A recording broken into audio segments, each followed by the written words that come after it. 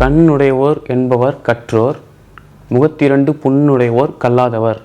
அதாவது கல்வி கற்றவரே கண் கொண்டவர், அந்த கல்வி கல்லாதவர் கண் இரண்டும் புண் கொண்டவர் அப்படின்னு நம்ம வள்ளுவர் சொல்லியிருக்காரு. வணக்கம் நண்பர்களே.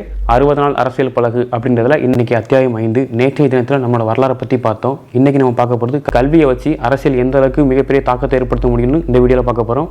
வாங்க வீடியோக்குள்ளே போகலாம். நம்ம எல்லாரும் நினச்சிட்டு இருக்கோம், நம்ம நல்லா படித்தா நமக்கு நல்ல வேலை கிடைக்கும், நம்ம நல்லா சம்பாதிக்கலாம் அப்படின்னு.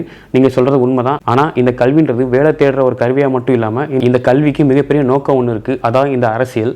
நம்ம சமூகத்தில் நடக்கக்கூடிய எல்லா அநீதிகளையும் தட்டி கேட்கறதுக்கு இந்த கல்வி ஒரு மிகப்பெரிய ஆயுதமாக நம்ம பயன்படுத்தணும். நம்ம அரசாங்கம் போடுற ஒரு சட்டத்தையும் நம்ம ஊரில் வர ஒரு திட்டத்தையும் நம்ம தெளிவாக படித்து புரிஞ்சுக்கிட்டா தான் அது ஒரு மிகச்சிறந்த அரசியல் பலம். நம்மளோட நாட்டில் கல்வின்றது எல்லா மக்களுக்கும் சமமாக கிடைக்குது. காசு இருக்கிறவனுக்கு நல்ல கல்வி, காசு இல்லாதவனுக்கு சரியான கல்வி முறை இல்லை.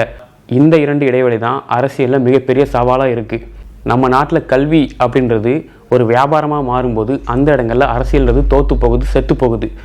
உங்களோட குழந்தைங்களுக்கு நீங்கள் பாடத்திட்டத்தில் இருக்க கல்வியை மட்டும் சொல்லிக் கொடுக்காம இந்த அரசியலில் இந்த சமூகத்தில் நடக்கக்கூடிய பிரச்சனைகளையும் ஒரு அறிவாக கொடுங்க. அரசியல்ன்றது ஒரு கல்வி மாதிரி தான். இப்படிப்பட்ட இந்த அரசியல் கல்வி அறிவையும் சேர்த்து உங்களோட சந்ததியர்களுக்கு நீங்கள் கொடுத்தாதான் அவங்க நாட்டில் சிறந்த குடிமகனாக இருக்க முடியும். இந்த காணொளி உங்களுக்கு பிடிச்சிருந்ததுன்னா லைக் பண்ணுங்கள், ஷேர் பண்ணுங்கள், மறக்காமல் சப்ஸ்கிரைப் பண்ணுங்கள். நன்றி, வணக்கம். மீண்டும் அடுத்தடுத்த காணொளிகளில் நம்ம அரசியலை பற்றி விவாதிப்போம். இணைந்திருங்க.